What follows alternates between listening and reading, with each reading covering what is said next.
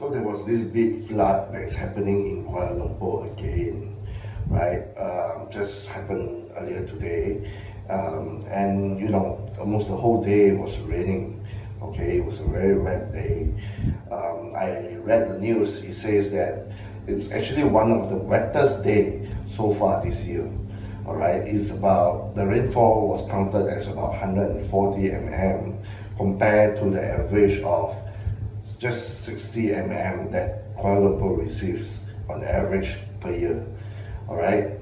So the thing is, why is the flood still happening? Why is the flood not solved after so many years?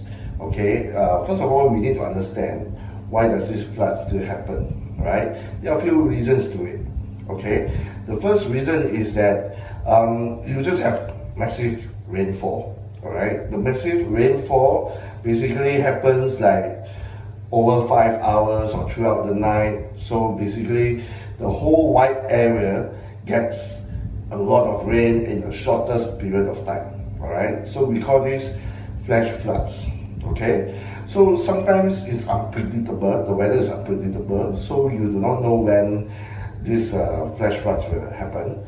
So therefore, you cannot preempt the situation. You don't have the warning signals, okay? But of course, we should have that, all right? So now the thing is, the other part is where the rain covers a huge area, okay? So we have this river, and basically the upstream of the river or the downstream of the river has the same amount of massive rainfall.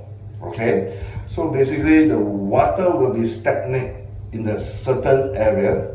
Okay, and whether it goes down or goes up, the wet water will gather in that area, causing the river to overspill. Okay, now the one big thing that I would like to point out, all right, and this always happen here, okay, is basically the poor maintenance mentality. Okay, have you seen our rivers? It's like damn polluted. Okay, there's a lot of rubbish. Okay, there's always a lot of rubbish. Okay, and basically you'll find all kinds of things in the river. Okay, you'll find plastics, you'll find bottles, you'll find leaves and all the branches, and very importantly, you have a lot of soil sediments. Okay, a lot of soil sediments that will be blocking the drainage. Okay, it will be blocking all the drainage, so the water will not be able to channel out successfully. Okay, so the water will be stuck, the water will continue to gather in that area, and the rivers will overspill. So basically the rivers get overspill, and it will cause the flash floods across Kuala Lumpur. There was also a landslide incident somewhere in Ampang. Okay, so that's a little bit unfortunate, right? Okay, the other thing is I want to mention is that I read this news about many years back we used to have this River of Life project. It's called the River of Life project, and the government has spent almost more than 4 billion, all right, to basically to upgrade a stretch of the river in the city center, all right, mostly the 10-kilometer stretch where the Massive Rainfall area is. Okay, so basically they spending 4 billion taxpayers' money to beautify, okay, or transform the river scene. Okay, now the thing is this: they have spent 4 billion, but the area, I think most of the entire river still gets flooded. Okay, so where did they spend this money? Okay, so now the thing is this: I read also that they apportion the cost. All right, 1 billion, about more than 1 billion, was spent on the river beautification. Okay, so if you have been to the Massive Rainfall area, you probably would have seen some improvements or some, like a shelter, and you have some barricades, you have some nice fences, you even see some toilets you know, like those portable toilets, right? And you also see there's like a cycling lane, okay? So basically all this money goes to there, okay? Now the thing is this, what really surprises me is that I think this River of Life project, the money should be spent to solve the biggest problem, which is the floods, okay? And if you look at the river condition, okay, there's this big trench, and then it goes down to a big concrete slab. And then in the middle is actually where the waterway is. It looks like a big giant longkap, okay? Just a giant longkap, okay? And basically you have two sides of concrete, all right? And I would think that the money should be spent on to deepen the entire riverbed, okay? And probably if possible, you may need to get rid of the concrete slab, okay, to create more space for the waterway. Alright, so that should be the main thing, alright, where we should be spending money to deepen the river, to widen the river, and to probably helps in reducing the number of flash floods that we encounter every year. Okay, but they have spent on little things, on beautification, and probably some money was spent on we call it cleaning the river, but I do not know how clean is the river, because when it gets flooded from the upstream to downstream, you know, all the rubbish will come over, okay? All the rubbish from the upstream will come all the way, and basically the water will flow back and front, and you will still see the muddy river, the muddy water, and there you spend your money. And that's kind of a bit waste, in my opinion. Okay, now the thing is this, flash floods do happen.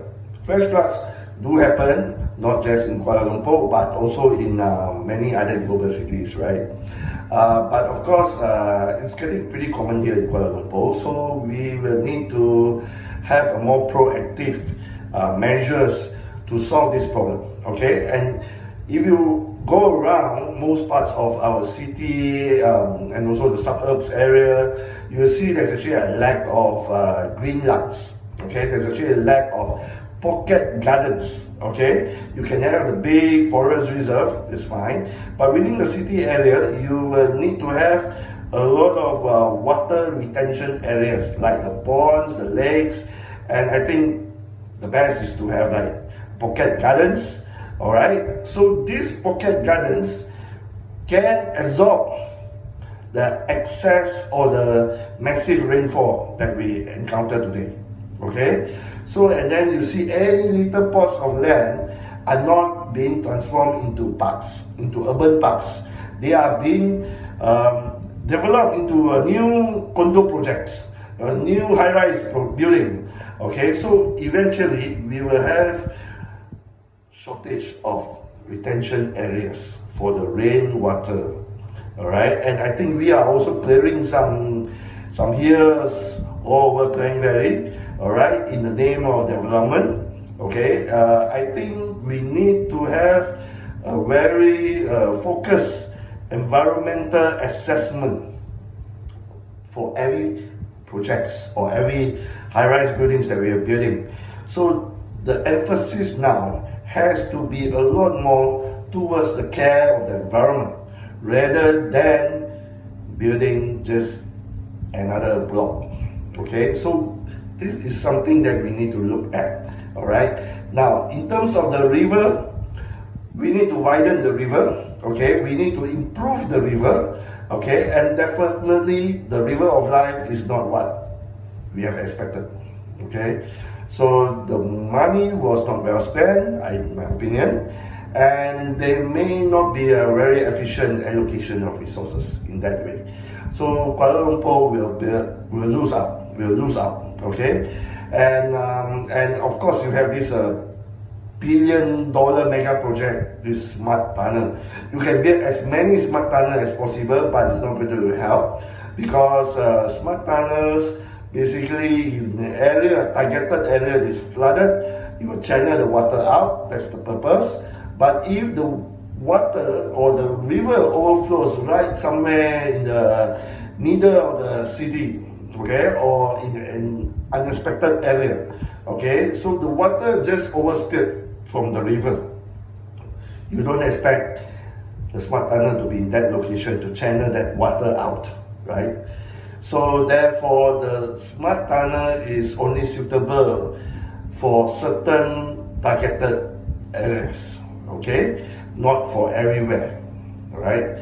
So I think the money should be better or well spent on the more critical infrastructure, which is to widen the river, which is to build more retention area, the parks, reduce some of our high-rise developments, and create a better water management system.